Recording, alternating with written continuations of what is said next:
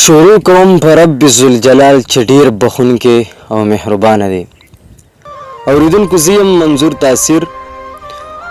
اول خو ټولو مینوالو ته که هغه په پاکستان کې دي او که په بهر ملکونو کې دي نو اول ته زه د وقاص د طرف نه او زما د طرف نه د اختر سپیشل مبارکي.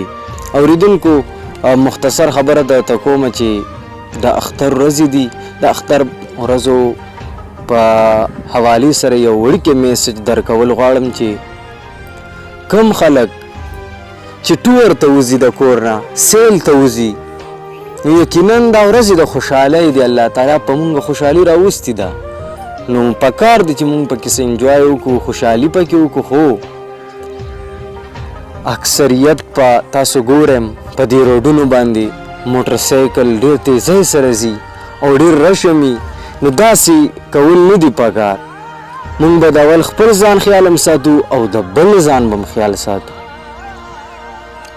کوم ځای ته چې موږ په 20 منټ کې رسېدی شو نو زه وایم چې هلته د خیر د 30 منټ ولګي خو چې داسې څه نقصان مخې ته رانشي چې موږ ته هم نقصان نه ورسي او د موږ د وجې نورو خلکو ته هم نقصان ورسي.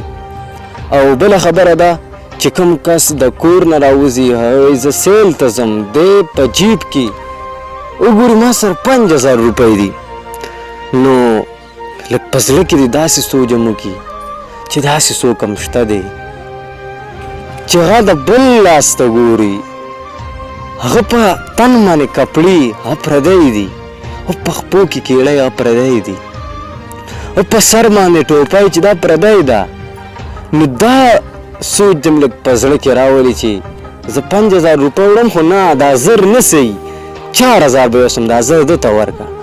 دا چې موږ سوچ وکړو نو همدغه کسان به هم موږ سره په خوشحالیو کې شریک شي. نو زه وایم چې ما په خبرو باندې به تاسو عمل کړئ. ما په خبرو کې څه غلطي نو زه تاسو نه معذرت غواړم ځکه ډېر خلک داسې شته دی چې موږ او تا په انتظار دي چې دی به مونږ کوڅې ته راځي. نو رزق خو الله تعالی ورکړي خو ذریعه انسان ګرځي. نو ما په خبرو کې څه غلطي او تاسو ته په دک رسېدلی نو زه تاسو نه معذرت غواړم. او وقاص ارمان صاحب که تاسو څه ویل غواړئ. منظور تاثیر صاحب چې کومې خبرو کې دا ډېرې زبردستې خبرې دي و دې معنی چې موږ سوچ وکړو نو هر یو مسلمان بیا سوچ وکړي دا ډېرې مطلبي خبرې دي.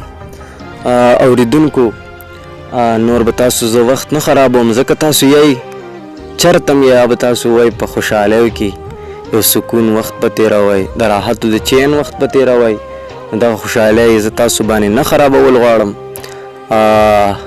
مونږ زړه تاسو ته دعا کول غواړي تاسو مونږ ته کوئ نو انشاءالله وخت به تېرېږي.